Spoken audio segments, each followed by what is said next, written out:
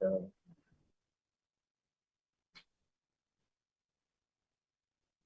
श्री गौर पूर्णिमा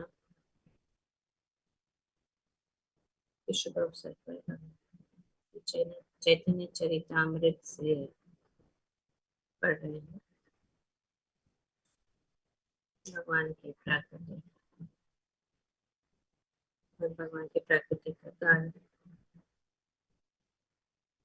सब हम पढ़ रहे हैं।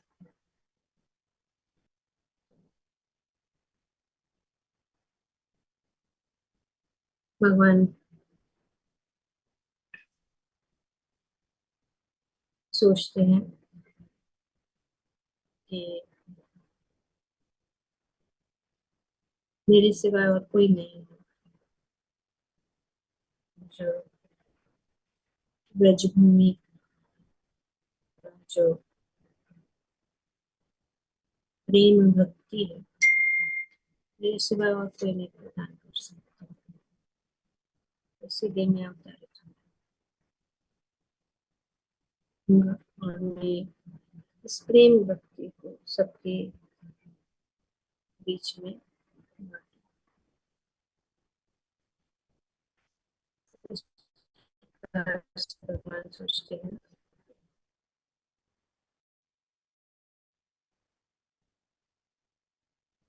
और वे प्रकट होते हैं। अपनी प्रारंभिक लीलाओं में वे विश्वम्भर प्रथम लीलायतन विश्वम्भर नाम भक्ति रसे भरिला धरिय भूत ग्राम। अपनी प्रारंभिक लीलाओं में वे विश्वम्भर नाम से जाने जाते हैं, क्योंकि वे संसार को भक्ति रूपी अमृत से प्रभावित कर देते हैं और इस तरह जीवों का उद्धार करते हैं।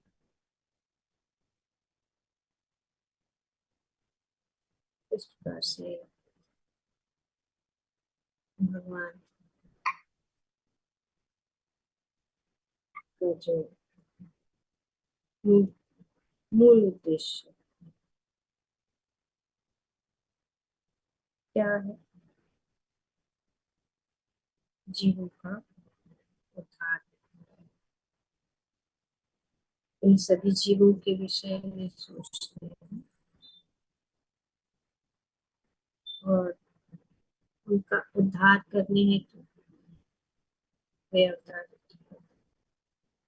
ज्ञानतिमिरन्धस्य ज्ञानाञ्जनशलाकया चक्षुरुन्मीलितं तस्मै श्रीगुरवे नमः।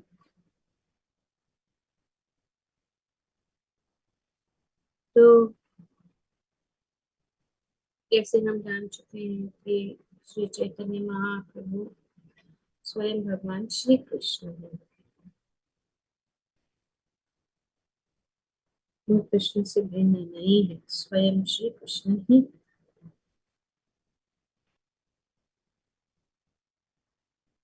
तो यहाँ पे आगे बताया गया है दुर्भृंग किया क्रिया धातु वे विश्वम्भर शब्द से सबकी मूल है। पोषण तथा पालन की सूचक है। तो ये जो विश्वम्भर शब्द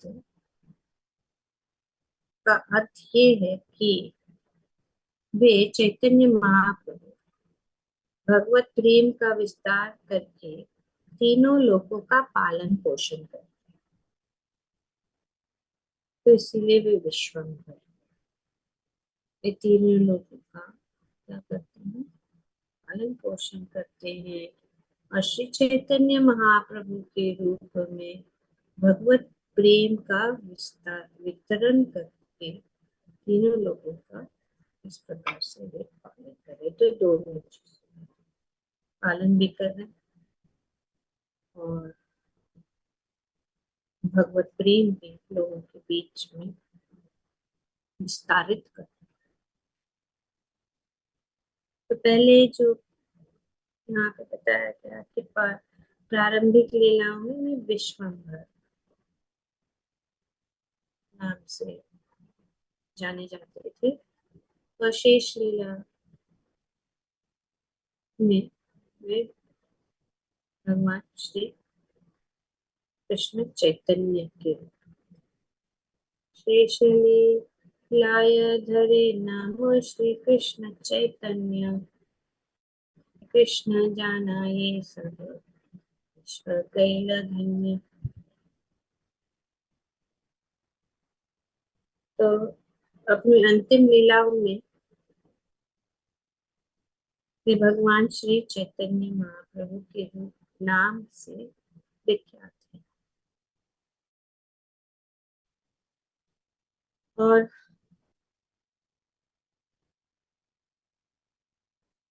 वे भगवान श्री कृष्ण के नाम तथा महिमा के बारे में शिक्षा देकर सारे संसार को आशीर्वाद प्रदान करते हैं। भगवान श्री चैतन्य श्री कृष्ण चैतन्य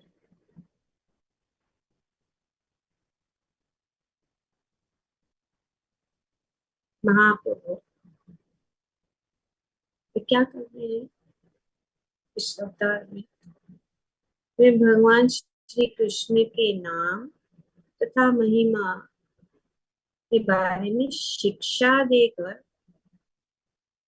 सारे संसार को आशीर्वाद प्रदान कर। तो यहाँ पे वर्णन किया जा रहा है।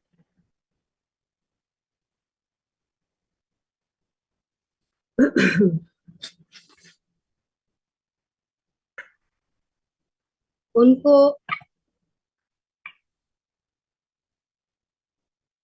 मतलब चैतन्य भगवान श्री चैतन्य महाप्रभु कलयुग के लिए अवतार जानकर भी गर्ग मुनि ने कृष्ण के नामकरण संस्कार के समय उनके आविर्भाव की भविष्यवाणी की थी। तो भगवान श्री कृष्ण की के नाम संस्कार के समय में गर्ग मुनि ने उनकी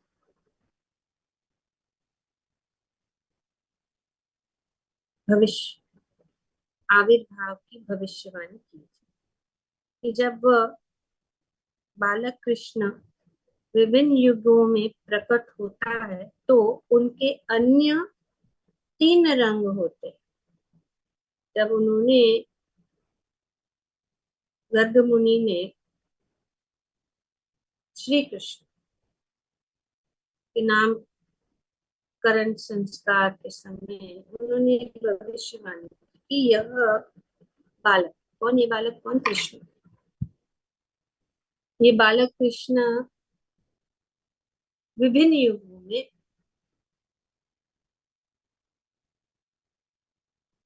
प्रकट होते हैं तो उनके 3 रंग होते हैं, श्वेत, लाल तथा पीत। इस समय वह दिव्य श्याम कृष्ण रंग में प्रकट हुआ है। तो ये बताया जाएगा कि यही ये उद्देश्य क्या है। उद्देश्य ये बताने का उद्देश्य यही है कि श्री चैतन्य महाप्रभु कृष्ण है और उनकी भविष्यवाणी पहले कि अनेक युगों में वे इस प्रकार से प्रकट होते हैं। श्वेत, लाल तथा पीत, ये तीन शारीरिक कांतियां जिन्हें लक्ष्मी देवी के पति भगवान क्रमशः सत्य, त्रेता तथा कलयुग में धारण करते हैं। तो इन तीनों युगों में इस प्रकार से ये अलग अलग रंग धारण।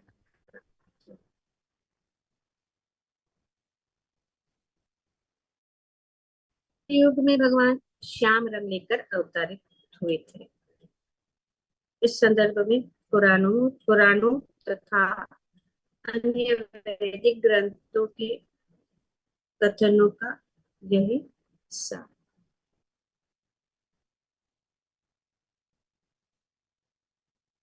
तो द्वापर युग में भगवान कृष्ण वर्ण के में प्रकट होते हैं। वे पीत वस्त्र धारण करते हैं। वे अपने आयुध हथियारों लिए रहते हैं तथा कौस्तुभ मणि एवं श्रीवत्स चिन्ह से अलंकृत रहते हैं। उनके लक्षणों का ऐसा वर्णन किया गया है। तो ये शास्त्रों में इस प्रकार से भगवान तो सकता कि मैं भगवान में शास्त्रों के अनुसार ये वर्णन किया गया है। कौन भगवान है तो हम विचलित नहीं हो सकते। हम जान सकते कि yes definitely he is only the supreme personality of God.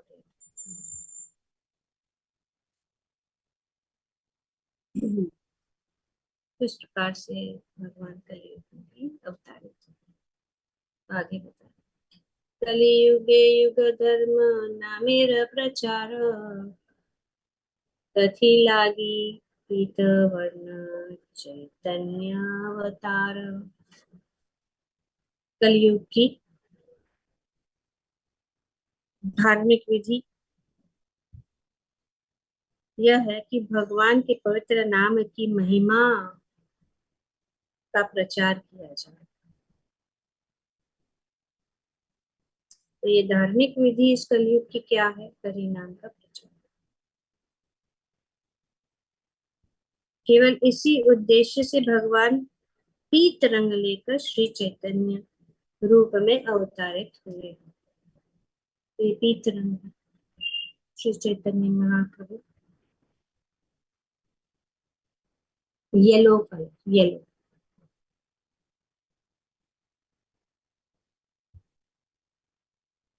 इसलिए भगवान अवतारित इस प्रकार से।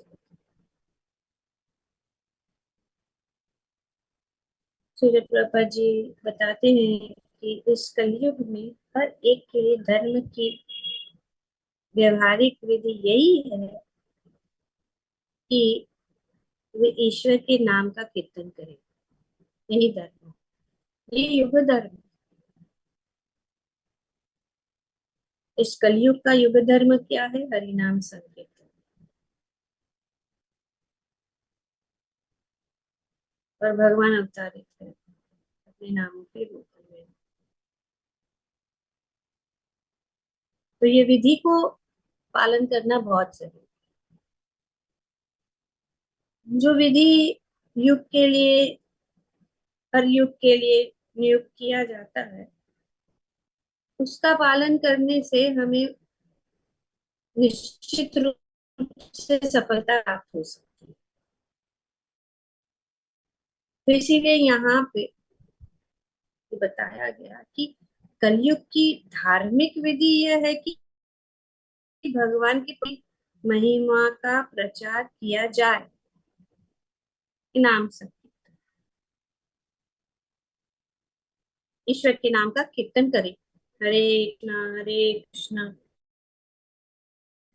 हरे हरे राम राम राम हरे हरे, और कुछ नहीं। यही है। और यही बात को भगवान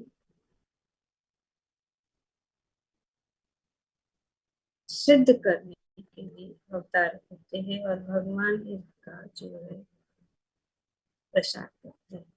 स्वयं भगवान श्री कृष्ण किसके रूप में? श्री चैतन्य महाप्रभु के रूप में भक्त की भूमिका निभाते हुए ये हमें शिक्षण दे रहे हैं।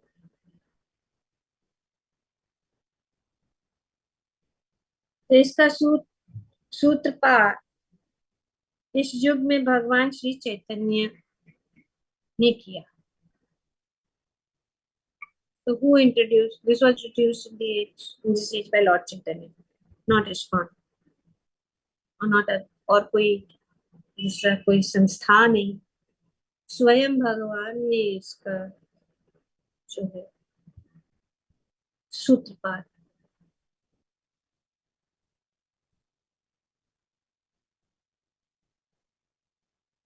तो कलयुग में एक ही युग धर्म है, हरि नाम संकीर्तन, भगवान की महिमा का गुणगान,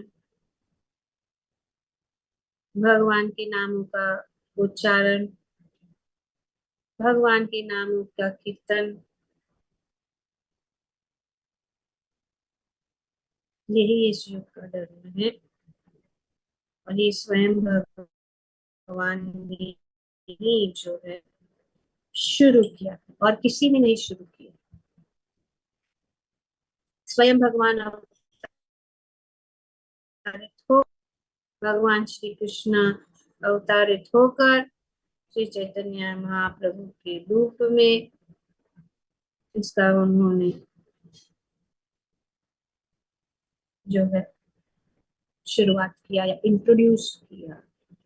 should be fixed in our mind, ये अपने मन में स्थित होना चाहिए और कुछ दूसरी बात नहीं है। अगर है भी तो इस युग में वो लागू नहीं, ये सब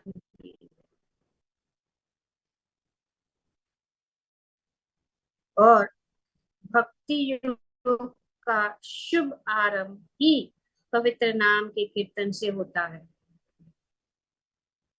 ये दूसरी बात जाननी बहुत जरूरी है कि भक्ति योग का शुभ आरंभ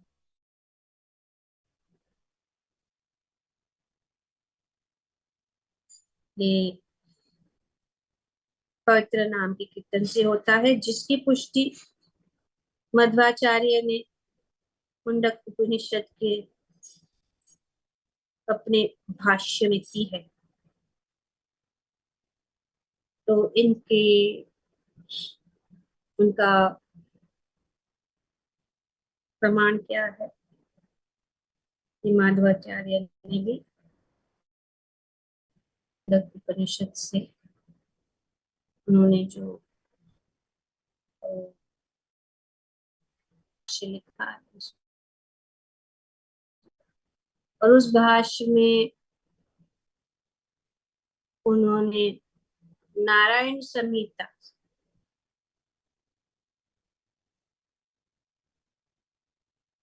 ये स्थापित किया है या उन्होंने स्टैब्लिश किया है, which is confirmed by Madhvacharya in his Mundaka Upanishad. He quotes the verse from Narayan Samhita. वापरिये जने विष्णु परिचरात्रे केवले गलो तु नाम मात्रेन पूज्य पूज्यते भगवान हरि। पर युग में लोगों को भगवान विष्णु की पूजा नारद पंचरात्र तथा अन्य ऐसे प्रामाणिक पुस्तकों के विधियों के द्वारा ही करनी चाहिए, किंतु कलयुग में लोगों को चाहिए कि वे केवल पूर्ण पुरुषोत्तम भगवान के पवित्र नामों का कीर्तन करें। कलोतु नाम मात्रेण पूज्यते भगवान हरि। तो भगवान की पूजा इस कलयुग में पूर्ण पुरुषोत्तम भगवान श्री कृष्ण की पूजा कैसे की जाती है इस कलयुग में? पवित्र भगवान नाम के द्वारा, पवित्र भगवान नाम के कीर्तन के द्वारा। हरे कृष्ण मंत्र का उल्लेख कोई उपनिषदों में विशेष रूप कई उपनिषदों में विशेष रूप से किया गया है। तो कृष्ण हरे कृष्ण महामंत्र या हरे कृष्ण मंत्र का उल्लेख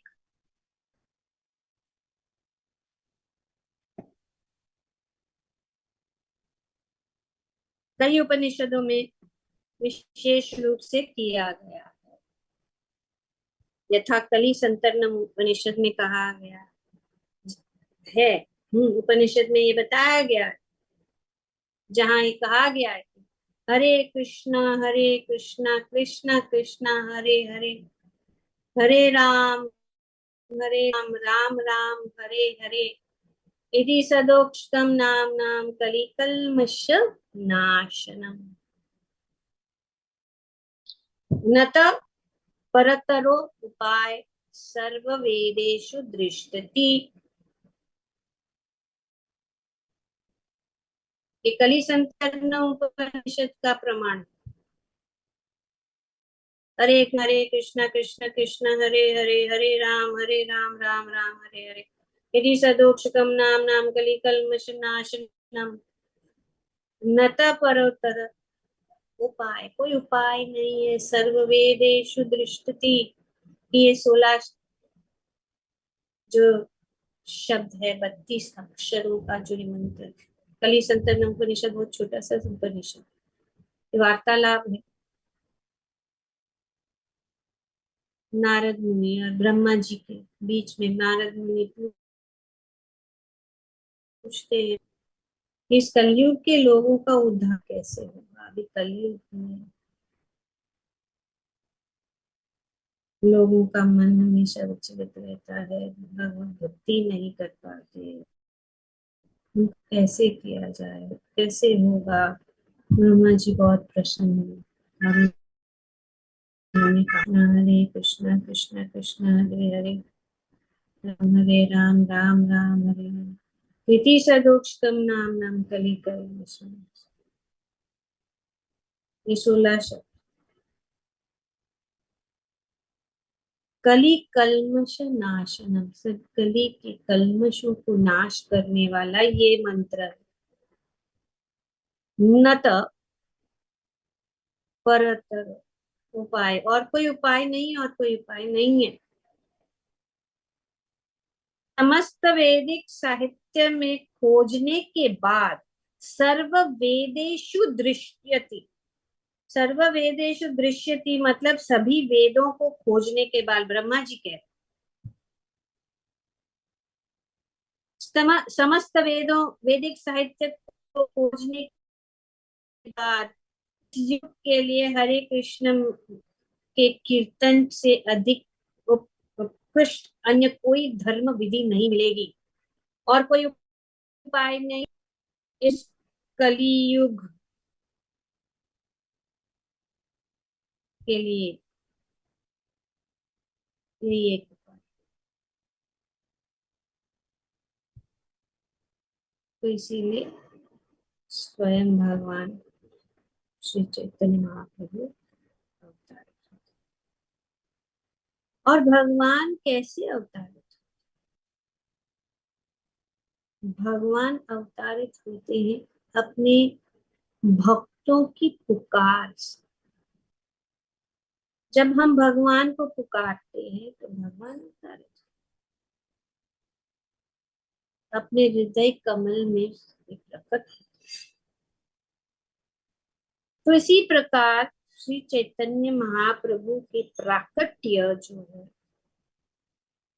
श्री अद्वैत आचार्य गोस्वामी जो भक्त के रूप में भगवान के अवतार है, उनकी ऊंची गर्जना से ही कृष्ण अवतारित हुए। तो ये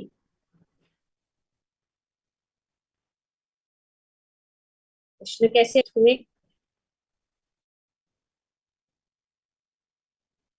श्री अद्वैताचार्य। और जब भी श्री कृष्ण इस धरा पर अवतारित होना चाहते हैं, तब सर्वप्रथम वे अपने पूज्य गुरुवर्गों को अवतारित करते हैं। तो भगवान के अवतारित होने से पहले क्या होता है? उनके शत पार्षद गुरुवर्ग भी अवतारित।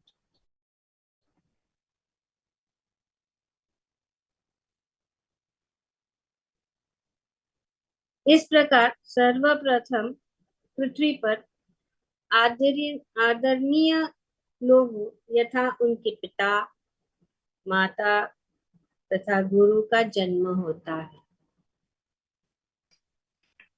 तो भगवान के अवतार का कारण, अवतारित होने का कारण क्या है? श्री अद्वैत आचार्य की भक्तिमयी उनकी गर्जना के कारण भगवान कृष्ण अवतारित हुए थे। तो जब भगवान का अवतार होता है तो भगवान डायरेक्टली नहीं आते। पहले जैसे भगवान श्री कृष्ण भी है, जब प्रकट होते तो भगवान उनके सभी जो पार्षद है, उनके सभी देवी देवता सब अनेक अनेक रूप में इस धराधाम पर प्रकट होते हैं और फिर भगवान प्रकट होते हैं। और इस प्रकार से सभी जो अनेक अनेक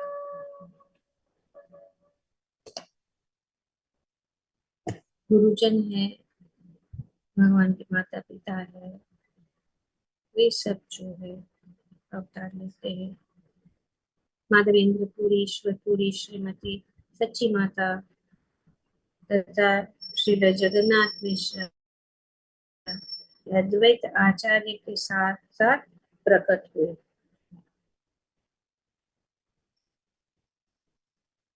जब भी पूर्ण पुरुषोत्तम भगवान अपने मानव रूप में अवतारित होते हैं तो उनके पूर्व अपने भक्तों को भेज देते हैं,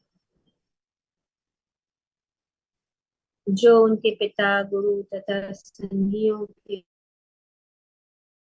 रूप में नाना प्रकार की भूमिका ग्रहण करते हैं। ऐसे महापुरुष पूर्ण पुरुषोत्तम भगवान के अवतरण के पूर्व प्रकट होते हैं। तो ये सब जो है पहले प्रकट होते हैं, भगवान के प्रकट प्राकृति के पहले। श्री कृष्ण चैतन्य महाप्रभु के अवतीर्ण के पूर्व उनके भक्त श्री माधवेंद्र पुरी, उनके गुरु श्री ईश्वर पुरी, उनकी माता श्रीमती सच्ची देवी, उनके पिता श्री जगन्नाथ मिश्र और श्री अद्वैत आचार्य प्रकट हो चुके थे। तो भगवान के प्राकृत्य के पूर्व सब प्रकट हुए। तो जब अद्वैत आचार्य प्रकट हुए तो उन्होंने देखा, क्या देखा उन्होंने? अद्वैत अद्वैत आचार्य के प्रकट होने के बाद देखा कि संसार श्री कृष्ण की भक्ति से विहीन है। भक्त हमेशा चाहता है कि सब जो है भगवान की भक्ति करे, भगवान के भक्त बने। और इस प्रकार से श्री अद्वैत आचार्य जो है, उन्होंने देखा कि संसार श्री कृष्ण की भक्ति से विहीन है, क्योंकि लोहारों में व्यस्त थे। तो किस प्रकार अद्वैत आचार्य ने क्या देखा? प्रत्येक व्यक्ति, चाहे वो पापवश हो या पुण्य, भौतिक भोग में लगा था।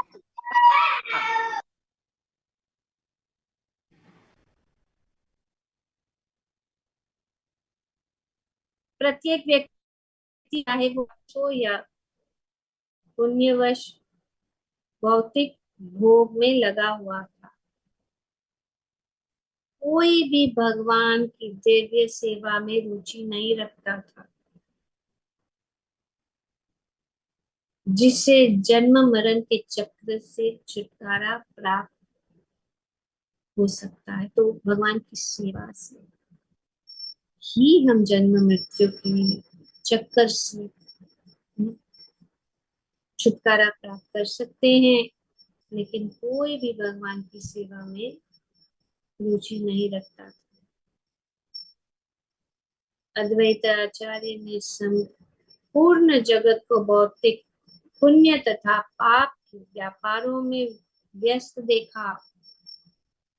जिस प्रकार से नारद मुनि ने सोचा कि इस कलयुग के लोगों का उद्धार कैसे हो। नारद का बहुत उच्च स्तर का भक्त है, महान भक्त। भक्त की का हृदय हमेशा दयालु होता है। वे चाहते हैं कि हमेशा सब लोग जो है भगवान की ओर आ जाए, भगवान की भक्ति करे, और कुछ नहीं है उनकी इच्छा। तो इस प्रकार से अद्वैत आचार्य ने देखा कि संपूर्ण जगत जो है भौतिक पुण्य और पाप के व्यापारों में व्यस्त है। भक्ति या कृष्ण भावनामृत का कहीं कोई नाम और निशान नहीं था। ये परिस्थिति,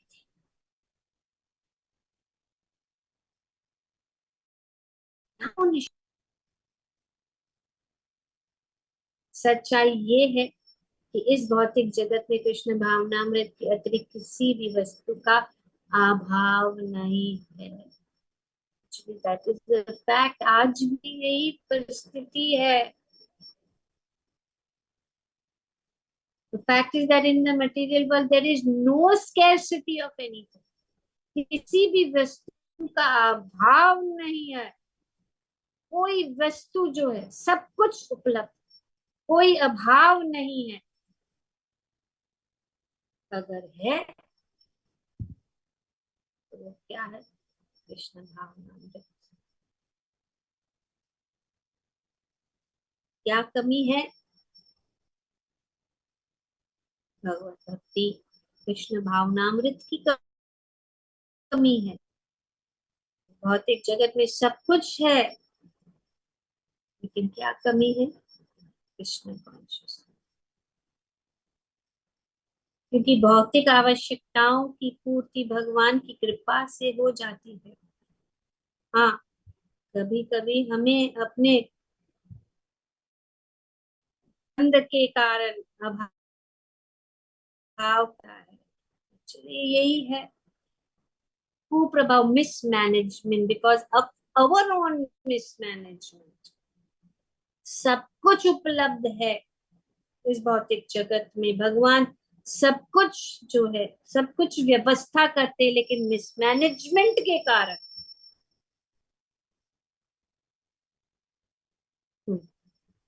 And Prabhupada went to Switzerland, he saw that it's so green, सब वहाँ पे कितनी अच्छी परिस्थिति है खेती के लिए। क्या उगा रहे हैं स्विट्जरलैंड में?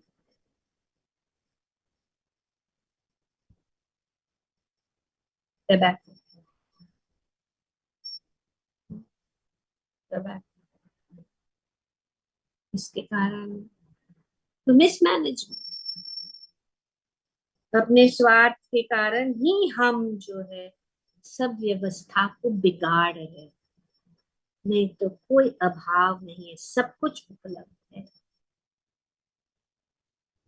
अब हम देखते हैं किसी स्थानों में जल उपलब्ध नहीं है, किसी स्थानों में इतनी गर्मी है। इसके कारण अभी हमारा ही इस इलाके का देखो, इस पूरे गांव में जो इतना सुंदर ये आरे कॉलोनी है, इतने सुंदर पेड़ सब काट रहे हैं। तो किसका, कौन दोष है? हम खुद अपने पैरों में कुल्हाड़ी मार रहे हैं और भगवान को दोष दे रहे हैं। भगवान ने हमारे लिए सब व्यवस्था करके रखी है।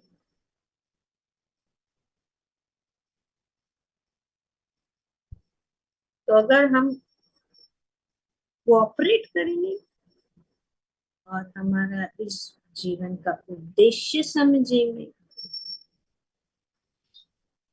तो सब कुछ हो सकता है। तो इसीलिए, पर फिर भी अगर हम समझ ले और भगवत भक्ति नहीं करें तो ये सबसे बड़ी कमी नहीं है। और जो आज भी हम देखते हैं,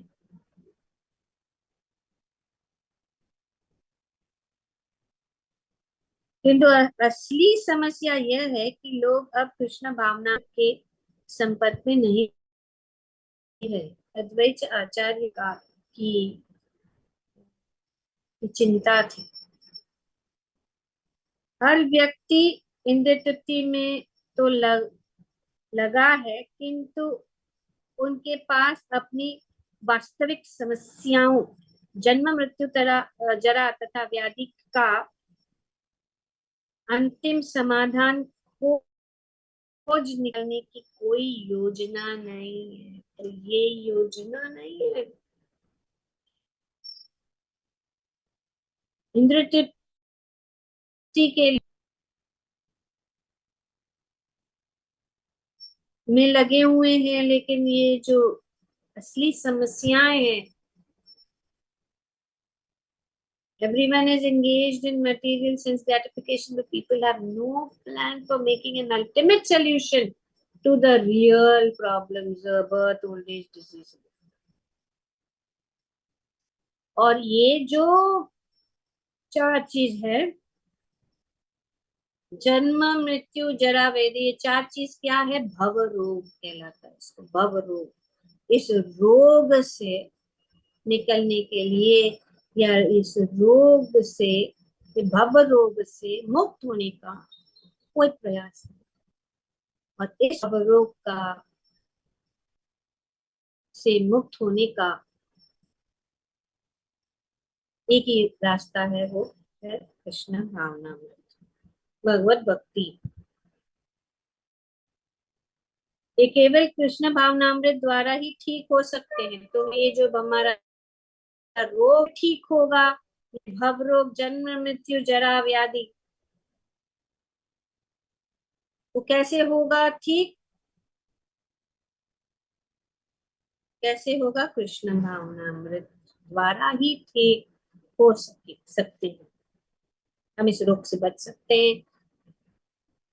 अतएव मानव समाज के लिए कृष्ण भावनामृत सबसे बड़ा वरदान भगवान श्री चैतन्य महाप्रभु ने हमें दिया।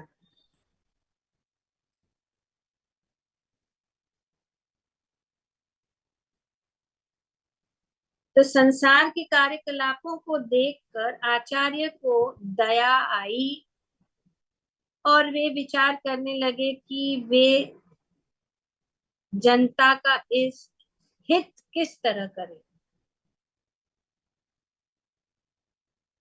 ये सबसे बड़ा परोपकारी कार्य कि जनता, सामान्य लोगों का, उनको लाभ कैसे प्राप्त। Seeing the activities of the world, the Acharya felt compassion and began to ponder how he could act for the people's benefit.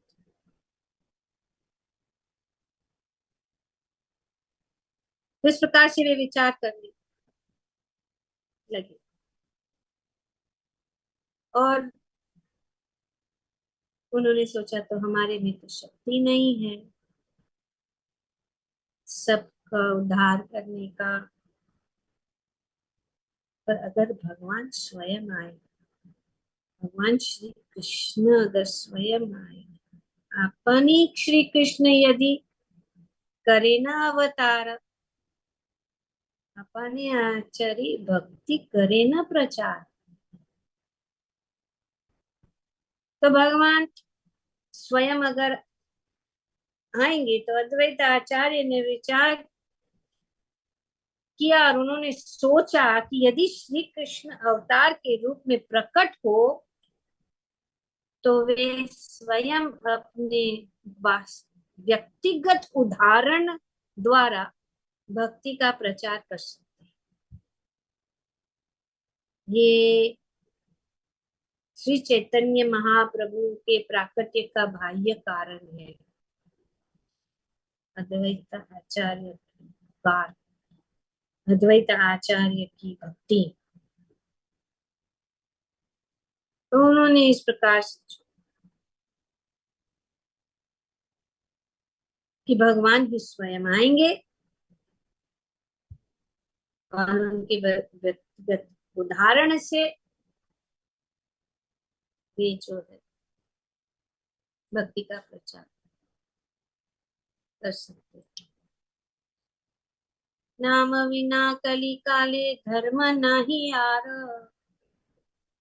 कली काले कुछे नबी कृष्ण अवतार।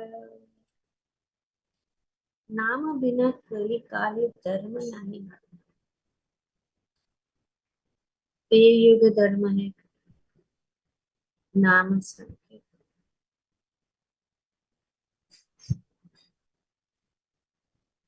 इस कलयुग में भगवान के पवित्र नाम के कीर्तन की अतिरिक्त अन्य कोई धर्म नहीं है। नाम बिना कली काले धर्म नहीं है, अन्य कोई धर्म नहीं है। लेकिन इस युग में भगवान किस तरह अवतार होंगे? अद्वैत आचार्य ने सोचा कि भगवान किस प्रकार अवतार लेंगे, उनको कैसे अवतारित किया जाए, उनको किस प्रकार से बुलाया जाए।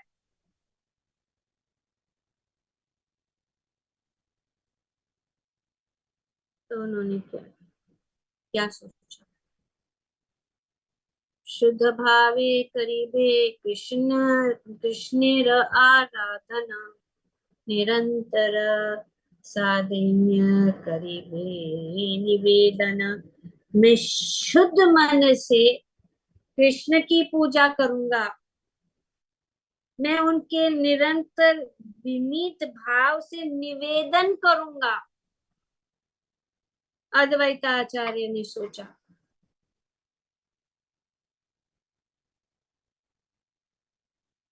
कि मैं उनकी पूजा करूंगा, सच्चे दिल से शुद्ध हृदय से मैं उनकी पूजा करूंगा, मैं विनीत भाव से उनको मैं निवेदन करूंगा कि वे प्रकट हो। और मेरा नाम अद्वैत नाम तभी सार्थक होगा जब मैं कृष्ण के पवित्र नाम संकीर्तन आंदोलन का प्रवर्तन करने के लिए प्रेरित करूंगा। तो इसीलिए उन्होंने कहा, तभी मेरा नाम सार्थक। इस दृढ़ विश्वास, दृढ़ता से तो उन्होंने सोचा कि कैसे मैं पूजा करूं। कृष्ण वश, कृष्ण को वश करने में करीबी न कौन आराधने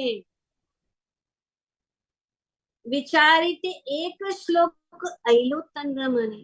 तो इस प्रकार से जब वे विचार कर रहे थे कि कौन सी विधि सबसे अच्छी है भगवान को वश में करने के लिए, उनको विवश करने के लिए कि वे अवतारित हो,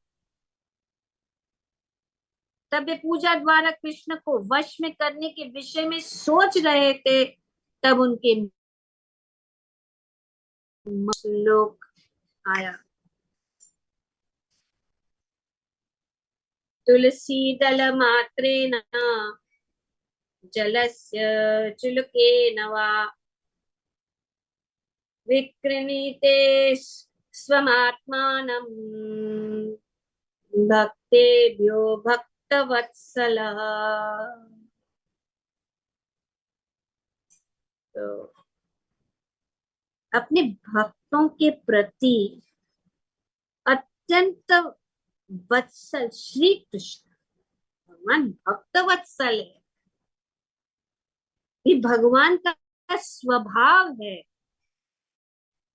कि वे भक्त वत्सल है। Lord Krishna is very affectionate towards his devotee, sells himself to a devotee. अपने भक्तों के प्रति अत्यंत वत्सल श्री कृष्ण अपने आप को उस भक्त के हाथों बेच देता है। कैसे? जो होने केवल तुलसी दल तथा एक अंजलि भर जल अर्पित करता है। तो अद्वैत आचार्य के मन में ये निम्नलिखित श्लोक आए। तुलसी दल मात्रेण जलस्य चुलकेन वा palm full of water।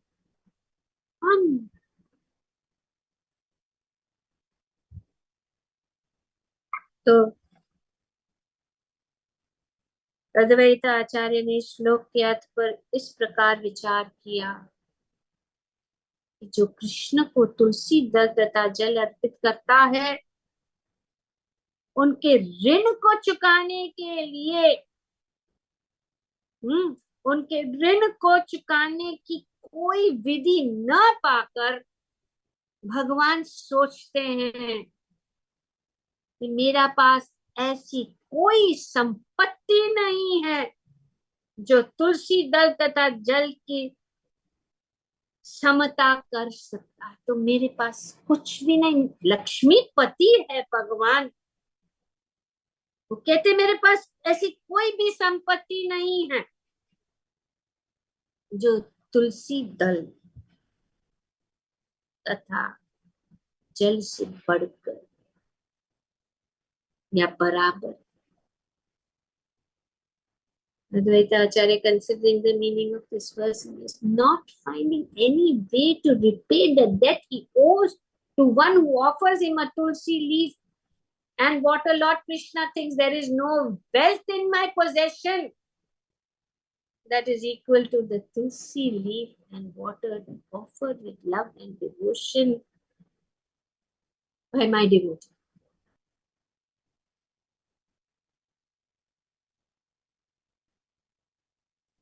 तो अभी ये ऋण कैसे उतरेगा? इस प्रकार भगवान अपने आप को भक्त के हाथ अर्पित करके अपना ऋण चुकाते हैं। तो वो ऋण कैसे चुकाएंगे? अपने आप को अपने भक्त को दे देते। sells himself,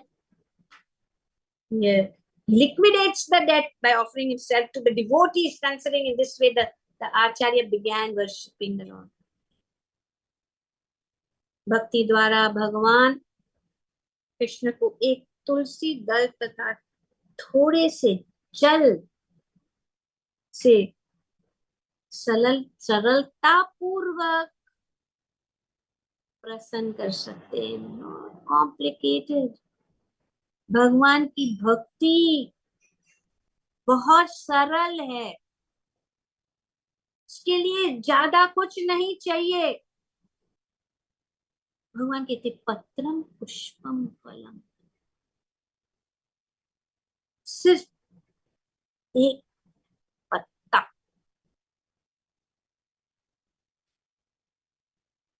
इसका तुलसी, एक पुष्प में भगवान को प्रसन्न करने की विधि बताई। भगवद गीता में भगवान ये वर्णन करते हैं। भगवद गीता में भगवान कहते हैं कि यदि कोई भक्ति पूर्वक उन्हें एक पत्र एक फल, ऐसा नहीं कि अनेक पत्र, अनेक फूल। एक पत्र, पत्राणि, एक पत्र, पुष्प, फलम, एक फल या कुछ जल अर्पित करता है तो वे अत्यंत प्रसन्न हो जाते हैं। वे अपने भक्तों की सेवा विश्व भर में कहीं भी स्वीकार कर सकते हैं कि ऐसी कोई भी जगह नहीं है जहाँ पे ये चीजें नहीं मिलती है। और अगर नहीं मिलती तो हमें खोजना चाहिए कि कहाँ तुलसी मिलेगी, कहाँ जल मिलेगा, कहाँ। ये तो कहीं पे भी मिल सकता है। इतना आसान है भगवान की भक्ति, और इतना आसान है भगवान को प्रसन्न करना। और यहाँ पे श्री अद्वैत आचार्य वही कर रहे, वही सोच रहे कि मैं भगवान को, ऐसी कौन सी चीज है जो मैं भगवान को विवश कर सकता हूँ, कि उनके पास और कोई रास्ता ही नहीं है। No way out for him, he has only one way out, is that to come and appear. संसार के किसी भी भाग में गरीब से गरीब भक्त भी एक छोटा सा फूल, फल या पत्र तथा थोड़ा सा जल, कोई भी एक चीज, पत्र, तुलसी पत्र काफी, जल थोड़ा सा, और अगर पॉसिबल है फल, और if पॉसिबल थोड़ा सा पुष्प।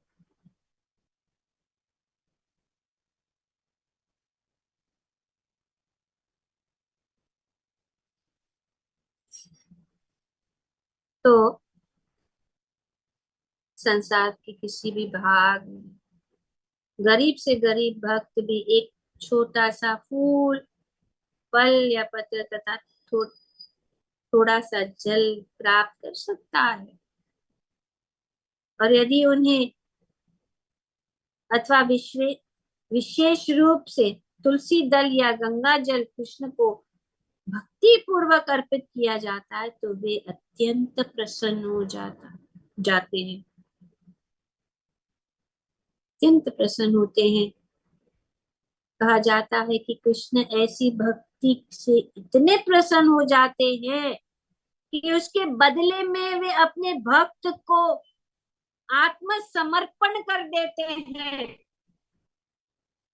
भगवान अपने आप को बेच देते हैं, भगवान अपने आप को दे देते हैं।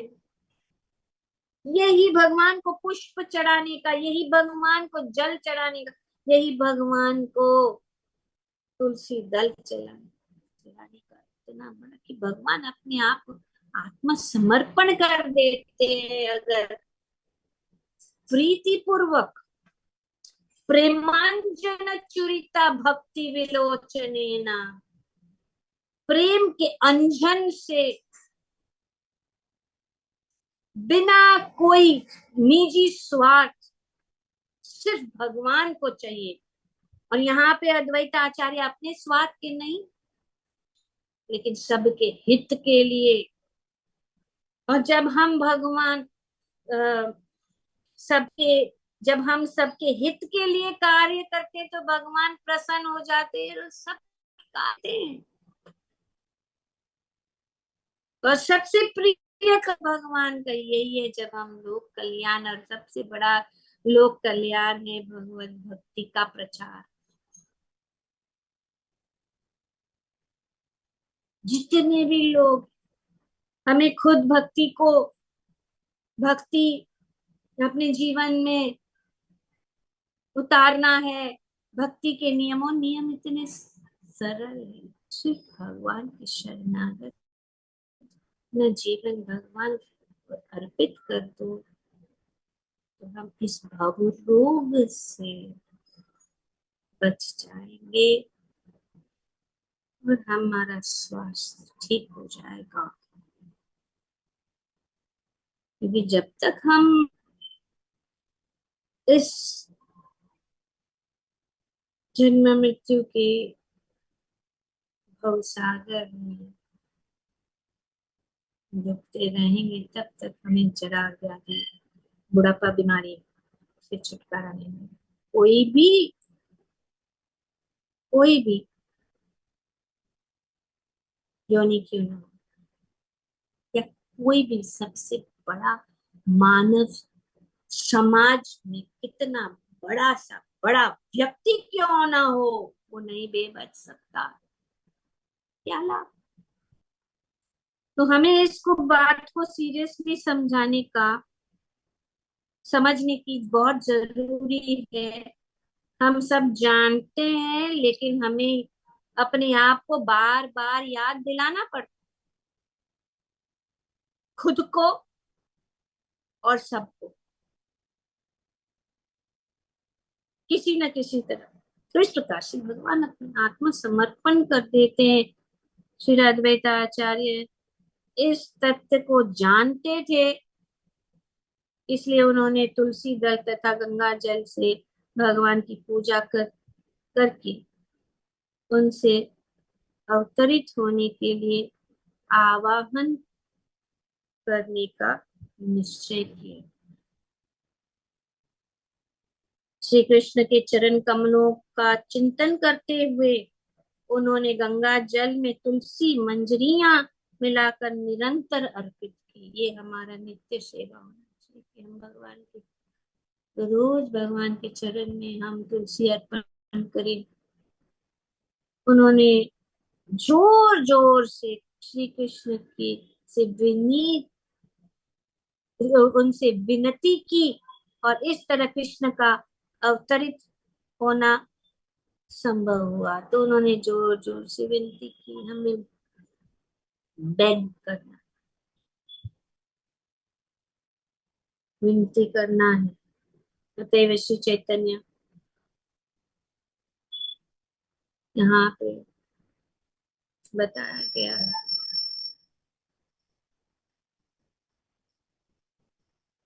चैतन्य रे अवतारे मुख्य हेतु भक्तिर इच्छाय अवतरे धर्म से।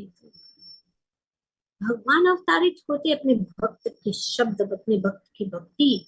प्रहलाद महाराज ने कहा, हाँ, उनको दृढ़ विश्वास था जब हिरण्यकशिपु ने पूछा कि तुम्हारे भगवान इस खंबे के अंदर है, है? तो भगवान ने प्रहलाद महाराज की महिमा को बढ़ाने के लिए खंबे से प्रकट हुए, हिरण्यकशिपु का वध करने के लिए नहीं। भगवान अपनी एक भ्रिकुटी को अगर ऊपर कर दे तो हिरण्यकशिपु क्या, हजारों हिरण्यकशिपु जैसे जो असुर का वध किया जा सकता है, उनको आने की कोई जरूरत नहीं है। पर अपने भक्त के शब्द को सिद्ध करने के लिए, अपने भक्त की महिमा को बढ़ाने के लिए भगवान प्रकट होते। अतएव श्री चैतन्य के अवतार का मुख्य कारण अद्वैत आचार्य की यह विनती थी। धर्म के संरक्षण भगवान अपने भक्त की इच्छा से प्रकट होते हैं। The principal reason of Sri Chaitanya's descent is this appeal of Lord of Advaita Acharya. The Lord, the protector of appears. The Lord, who is the protector of religion, appears by the desire of his devotees.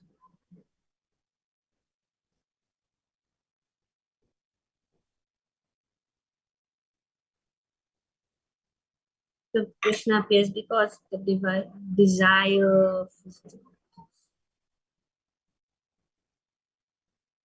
Shrimad Bhagavatam में ब्रह्मा जी प्रार्थना करते हैं। ये प्रार्थना कभी यहाँ श्री कृष्णदास कविराज जी बताते कि हे प्रभु, ब्रह्मा जी कहते हैं, हे प्रभु, आप अपने शुद्ध भक्तों की दृष्टि तथा श्रुति में सदैव वास करते हैं। ब्रह्मा जी भगवान को कहते हैं, आप कहाँ वास करते हैं? उनकी दृष्टि तथा श्रुति में सदैव वास करते। आप उनके कमल सदृश हृदयों में भी निवास करते हैं। आप अपने भक्तों के हृदय में, कमल रूपी हृदय में भी निवास करते हैं। और वो कैसा कमल रूपी, जो भक्ति द्वारा निर्मल हो चुका है। भगवान कहाँ वास करते हैं? भगवान कैसे हृदय में प्रकट होते हैं? जब वो हृदय जो है, यहाँ पे ब्रह्मा जी कहते हैं कि भक्ति द्वारा निर्मल हो चुका हुआ हृदय में आप प्रकट होते हैं। हे भगवान, आप उत्कृष्ट स्तुतियों से महिमा विनीत होते हैं। आपके भक्त आपके जिन सनातन रूपों में आपका स्वागत करते हैं, उस रूप में प्रकट होकर आप इन पर विशेष अनुग्रह करते हैं। आप उत्कृष्ट उत्तम श्लोक भगवान, और आप उनके ऊपर अपने भक्त, आपके भक्त आपके जिन सनातन रूपों में आपका स्वागत करते हैं, उन रूपों में प्रकट होते हैं। भगवान प्रकट होते हैं। और you always dwell in the vision and hearing of your pure devotees. You also live in the heart,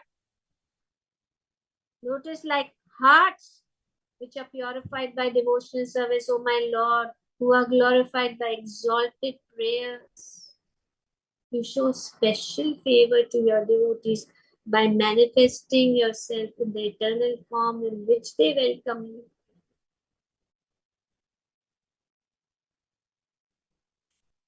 तो ब्रह्मा जी इस प्रकार इस श्लोक का है कि भगवान अपने शुद्ध भक्तों की इच्छा से अपने शाश्वत रूपों में प्रकट होते हैं। इस प्रकार ने श्री